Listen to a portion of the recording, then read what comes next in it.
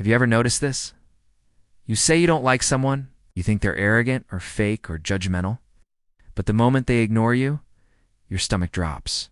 You suddenly care. You want them to notice you, approve of you, compliment you. You hate that you care. So why does this happen? Today we're breaking down why you crave validation from people you don't even like. First, this isn't about them. It's about what they represent. When someone is confident, popular, successful, or emotionally unavailable, your brain does something automatic. It assigns value. If that person doesn't validate you, your brain interprets it as, something must be wrong with me. Even if you don't respect them, because the human brain is wired for social ranking. From an evolutionary perspective, status meant survival. Being accepted meant protection. Being rejected meant danger. So when someone who seems high status withholds approval, your nervous system reacts as if something important is at stake, even when logically it's not. Second, validation feels like proof. If someone you dislike approves of you, it feels powerful. It feels like winning. It feels like if even they see my worth, then I must really have it. It becomes less about connection and more about confirmation. You're not craving them. You're craving reassurance about yourself. There's also something deeper. Often the people we crave validation from mirror someone from our past, a critical parent, a distant caregiver, a teacher who was hard to impress. When someone feels emotionally unavailable or hard to please, it activates old patterns. Part of you thinks, if I can get this person to approve of me, I'll finally feel enough. But here's the truth. You're retrying to win a game that was never about them in the first place.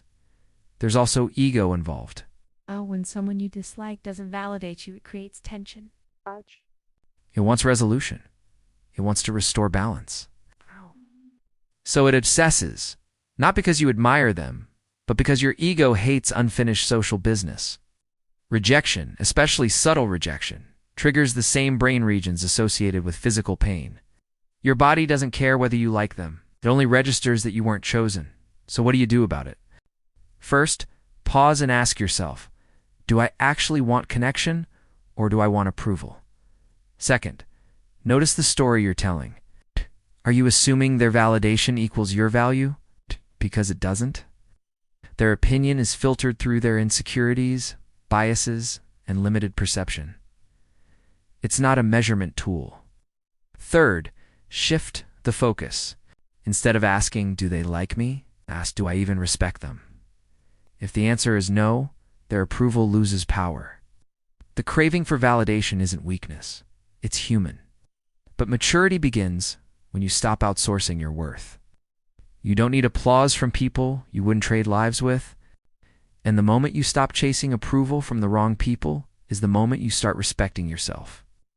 If this resonated with you, reflect on one person whose validation you secretly chase and ask yourself why. Because awareness is the first step to freedom. Thank you for watching, and don't forget to subscribe for more.